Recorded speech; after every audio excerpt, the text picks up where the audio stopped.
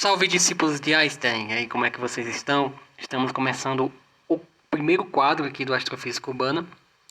Primeiro episódio, que é chamado de... Vou colocar o nome desse quadro de Universos Bebês, né? Que é uma homenagem ao Stephen Hawking. Já que ele já usou essa nomenclatura, né, na sua divulgação científica, eu vou usar também, né, como homenagem. Esse quadro vai tratar dos primórdios do universo, né, da teoria do Big Bang, também da possibilidade da existência do nascimento de outros universos, né? Sabemos que na física não é comprovado que existam outros universos além do nosso, então os famosos multiversos, mas é uma possibilidade, a física não rechaça, e existem muitas hipóteses a respeito disso. Falando da história do nosso universo, isso sim é comprovado cientificamente, da teoria do Big Bang, que é a teoria mais aceita até então sobre a história sobre o surgimento do nosso universo como nós conhecemos hoje, e outras hipóteses que poderiam sim no futuro substituir a teoria do Big Bang, já que teorias são sim substituíveis. Então vamos para o vídeo.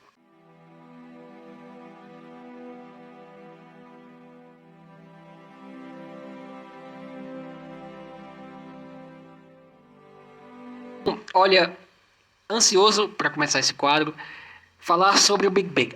Mas a gente sempre ouve falar do Big Bang, mas é sempre importante a gente falar sobre o Big Bang, sobre uma teoria que ela é muito discutida, que existem muitos mitos a respeito dela, e que, claro, é uma teoria que sempre está nos debates, né? Se inscreva no canal, conheça o Mundo Físico lá no Instagram, que é outro site que eu tenho, só que lá no Insta, e ajude na causa da divulgação científica no Brasil, que é muito importante, tá? Num país repleto de negacionistas, repleto de pseudociências, é muito importante a gente apoiar o crescimento da divulgação da ciência no nosso país, para que a ciência saia do laboratório, a ciência saia do isolacionismo e seja mais acessível para todas as pessoas, ok? Então vamos lá. O livro que eu uso como fonte é o Astrofísica para Apressados. É um livro muito pequeno, que eu indico bastante. O Astrofísica para Apressados, do Neil deGrasse Tyson. Um astrofísico muito renomado, muito famoso. É um livro que não pode faltar de forma alguma na sua estante. Como foi que surgiu a famosa teoria do Big Bang? A teoria do Big Bang, pasme, ela surgiu no século XX. No século XX, é uma teoria nova, novíssima. Antes do Big Bang, nós não fazíamos ideia cientificamente de como o universo havia surgido. Olha só que doido. A gente pensa que é uma teoria antiga, mas o Big Bang veio desde o século XX. Naquela época, em 1905, o nosso famoso físico alemão Albert Einstein havia publicado seus 5 artigos que revolucionariam a história da física. Só para você ter uma ideia, em um desses artigos o Einstein fala sobre o efeito browniano. O efeito browniano é quando você tem uma partícula que ela está colocada em um fluido e ela fica se movimentando enquanto ela fica passando nesse fluido, né? Numa água, por exemplo. Porque ela fica se chocando com as moléculas. Por exemplo, na água. Se você colocar um grão de areia na água e você observar, o grão de areia, quando ele está se movendo naquela água, ele fica no movimento de zigue-zague porque ele fica se chocando com as moléculas da água. Por causa do efeito browniano, o Einstein comprovou a teoria atômica. Então, graças ao Einstein, nós tivemos a comprovação de que o átomo é real, de que o átomo realmente existe. É algo que vem sendo estudado desde a Grécia Antiga com os filósofos naturais, né, que buscavam saber do que era, né, de qual partícula era feita, de qual material era feita todas as coisas. O Einstein ajudou a comprovar a teoria atômica, por causa do efeito browniano. E um desses artigos também falava sobre a sua teoria mais famosa, que foi a teoria da relatividade, naquela época a restrita. Em 1915 é que ele publica a continuação da teoria da relatividade restrita, que ele apelida de teoria da relatividade geral. Mas unindo os dois artigos e falando da teoria da relatividade como um todo, ela nos dá uma nova geometria do espaço e do tempo. Primeiro que o Einstein ele comprova que a luz ela possui a maior velocidade de todo o universo e ela se locomove no vácuo em comparação a todos os referenciais inerciais. Então a velocidade da luz se torna uma constante muito importante para a astrofísica, porque 99% dos estudos na astrofísica são baseados na luz. E também, claro, ele colocou para nós o conceito de espaço-tempo e da gravidade, porque o Newton ele achava que a gravidade era apenas uma força de interação normal. que a gravidade era apenas essa força de atração entre dois corpos. O Einstein disse o que era a gravidade. Ele foi mais além. Ele disse que a gravidade, na realidade, é uma consequência de uma curvatura no espaço-tempo exercida por corpos que têm massa. E foi aí que ele nos apresentou o espaço-tempo. Que o espaço e o tempo, na realidade, não são duas grandezas independentes, que eles são faces da mesma moeda. Claro que eu vou fazer um vídeo explicando direitinho o que é a teoria da relatividade para vocês. Isso é muito importante para a astrofísica. Mas eu não quero que vocês foquem na teoria da relatividade. Eu quero que vocês foquem na teoria do Big Bang. Tá? Então se você... Maurício, ficou difícil de entender. É difícil, a física moderna é complicada de entender. Mas guarda essa parte da relatividade e tira. Eu só apresentei ela para dar uma informação a vocês. Agora sim vamos para a parte que importa para o vídeo de hoje. Muitos cientistas tentaram estudar, claro, a teoria da relatividade. Eles tentaram, além de refutá-la, claro, que nenhum deles até hoje conseguiram, mas eles tentaram estudar essa teoria, através dessa teoria, terem mais descobertas. E um desses caras que teve uma grande descoberta, interpretando a teoria do Einstein, foi o Georges Lemaitre. Esse padre belga, olha só, um padre belga cientista. Maluco, né? Mas realmente, para você ver como quando você está falando de ciência, você ter ou não religião não importa. A ciência não se importa com a sua opinião. A ciência só se importa em entender como o universo funciona, ok? Nasceu em 1894 e morreu em 1966. Ele foi um padre católico, astrônomo, cosmólogo e físico belga. Uma curiosidade é que nós temos o asteroide com o nome do Lemaitre, que é o 1565 Lemaitre, asteroide aí que ficou chamado em sua homenagem. Foi um dos pioneiros a pegar a teoria da relatividade do Einstein e aplicá-la na cosmologia. Em 1927, o Lemaitre ele publica um artigo, mais tarde seria comprovado pelo Edwin Hubble, que foi um astrônomo muito famoso na nossa história. O Einstein ele era totalmente cético ao artigo do Lemaitre. O Einstein ele teve uma grande resistência ao Big Bang, mesmo que o Big Bang tenha sido uma teoria inspirada, aplicada da teoria da relatividade, da teoria dele. O Einstein não acreditava no Big Bang. Só para vocês terem uma ideia, em 1927, o Lemaitre abordou o Einstein numa conferência de Solvay, né, a famosa conferência de Solvay, que os físicos e químicos se reúnem para discutir os acontecimentos científicos da época.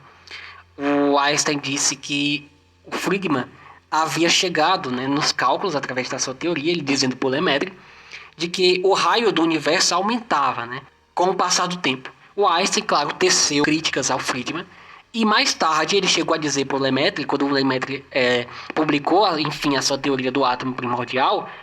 O átomo primordial era o nome que o Lemaitre chamava de Big Bang, ele não chamava de Big Bang, ele chamava de átomo primordial. O Einstein chegou a dizer que a matemática do Lemaitre era muito boa, mas os seus resultados eram fisicamente impossíveis, né? Fisicamente bobos. Porque o Einstein tinha um problema com a expansão cósmica. O Big Bang, explicando o que é o Big Bang, ele é uma teoria que diz que o universo está se expandindo. Que o universo, no início de tudo, ele estava comprimido, mas que por algum motivo ele começou a se expandir e até hoje ele se expande. O Einstein achava que o universo era estático. Tanto o Friedman quanto o Lemaitre haviam estudado e chegado à conclusão de que as galáxias, de que o universo estava se expandindo. Mas somente o Lemaitre ele fez a relação da expansão do universo com a famosa redshift das galáxias. O que é redshift?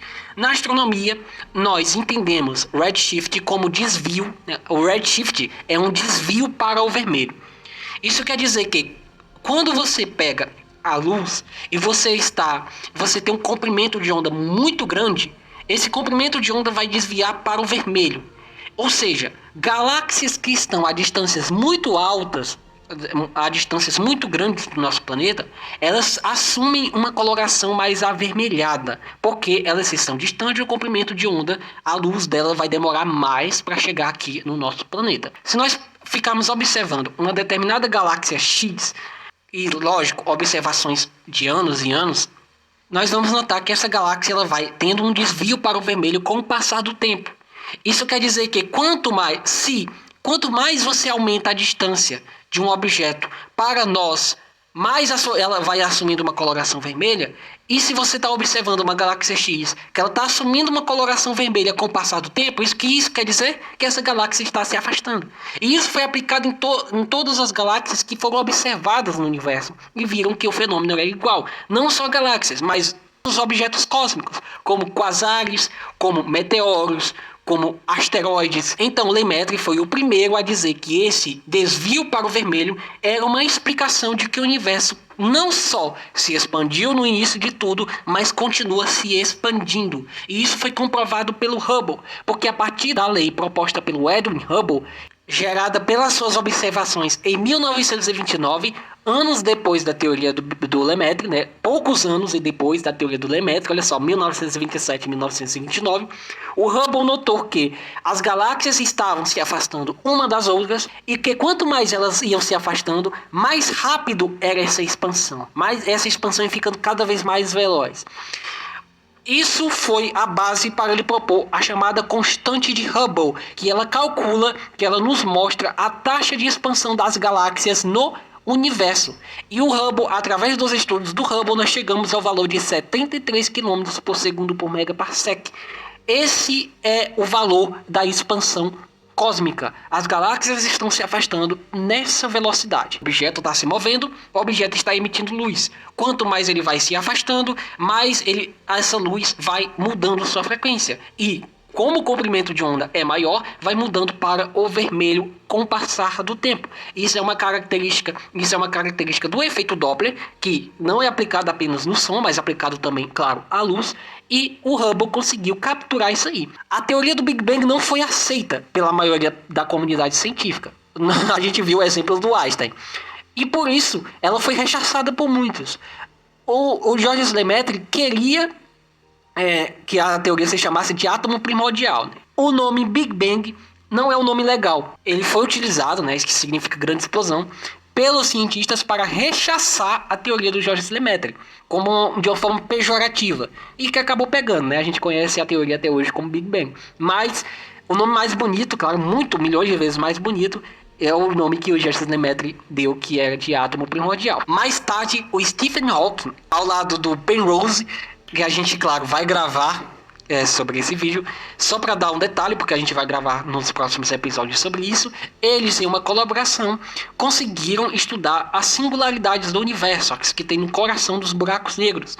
E o Stephen Hawking comprovou que o início do universo, o universo veio de uma singularidade, que é um pequeno ponto no espaço-tempo que não tem dimensões e onde a densidade é infinita. Presta atenção. O Big Bang ele começou há quase 14 bilhões de anos atrás, mas mais precisamente há 13,7, 13,8 bilhões de anos atrás. A teoria do Big Bang ela diz que todo o espaço, toda a matéria e toda a energia do universo conhecido estavam contidos em um volume menor que 1/trillionésimo do tamanho da cabeça de um alfinete. As condições eram muito quentes e as forças básicas da natureza que coletivamente descrevem o universo eram unificadas. Embora a gente não saiba como ele passou a existir, esse cosmos que era menor que um ponto só poderia se expandir rapidamente naquilo que hoje chamamos de Big Bang. A teoria da relatividade de Einstein, apresentada em 1915, nos dá a compreensão moderna da gravidade, na qual a presença da matéria e energia curva o tecido do espaço-tempo que as move. Assim começa o nosso quadro sobre universos bebês, como surgiu o nosso universo. Existem muitas provas da existência do Big Bang. Essa do Redshift, claro, é a principal. Mas com o decorrer dos episódios eu vou apresentando novas teorias, eu vou apresentando novas provas, eu vou apresentando novos argumentos e, claro, contando aí com a audiência de vocês, pessoal. Então, até o próximo vídeo.